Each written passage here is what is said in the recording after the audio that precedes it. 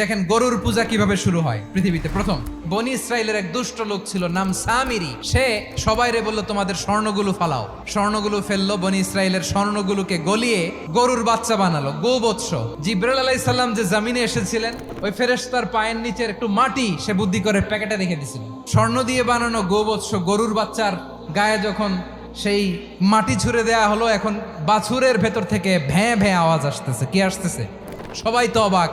সামিরি বলে, আরে তোমরা যে 70 জন দিয়ে মুসা আলাইহিস সালাম রে পাঠাইছো ওইদিকে, এত ঘুরতেছে, আল্লাহরে খুঁজে পায় না, আল্লাহ তো এটার ভিতরে ঢুকছে।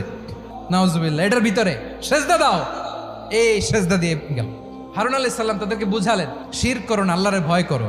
শুধু এতটুকুই তিনি বুঝালেন, দাওয়াতি কাজ পালন করলেন, কিন্তু প্রতিরোধ করেন নাই। এই ঘটনা থেকে শিক্ষা কি? শিক্ষা হচ্ছে, আপনি শিরকের আড্ডাখানা দেখলেও বৃহৎ স্বার্থে তাওহীদের দাওয়াত দিবেন, প্রয়োজনে আপনি ঐক্য নষ্ট করবেন না। সুবহানাল্লাহ পড়বেন না?